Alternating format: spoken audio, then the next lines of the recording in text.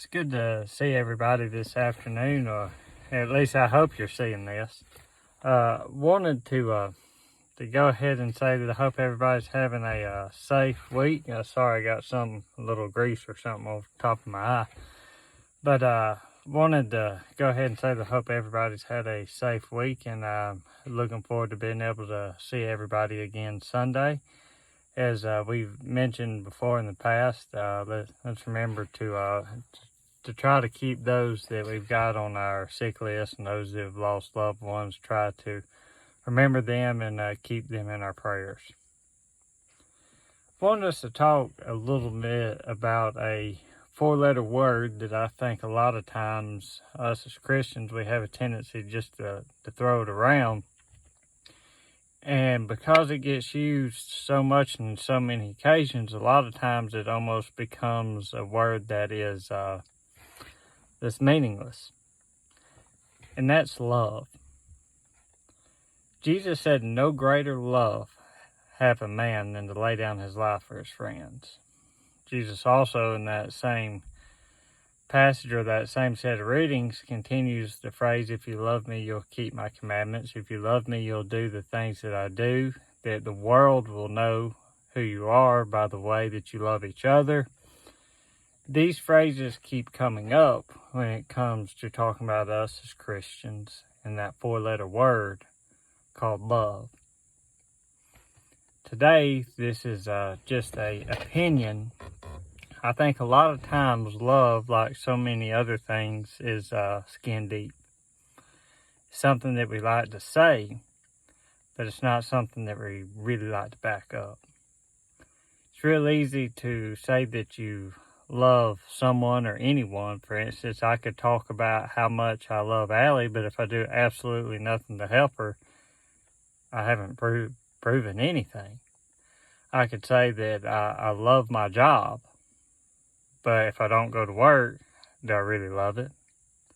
I could say that I love the church, but I do absolutely nothing for the church, then it's just lip service. Or a lot of times us as Christians, we can say that we have love for our fellow man, but we don't do anything. I want us to take a minute to actually examine what love is in the form that Jesus was using it here. You see, love is more than a four-letter word. It's way more than a four-letter word. It's a commitment and being willing to do something even when you don't want to.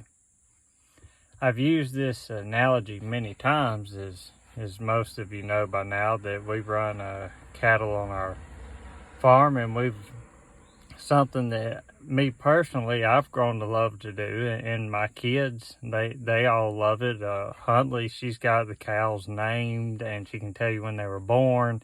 She can tell you everything about them because it's something that she really, truly, honestly loves. When you love something, you have a commitment for it. You see, I could sit here and look somebody in the face and say, "Oh, how much I love farming." But the question is, when it's 30 degrees outside and the animals are hungry and you just got home from work, it's your actions that show that you love them.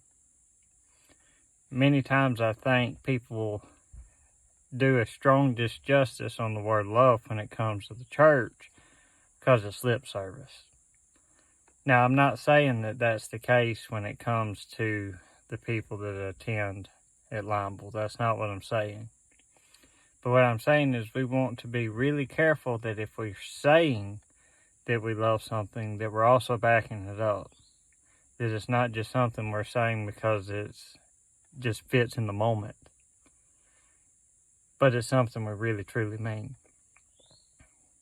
Next thing I want us to talk about when it comes to love is having love for a fellow man. That's something that sometimes comes a little harder, and it comes harder because we all have built relationships and friendships with the people within the church itself.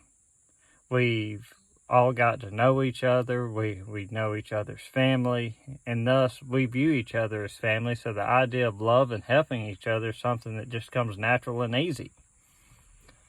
But that's not always the case to a stranger.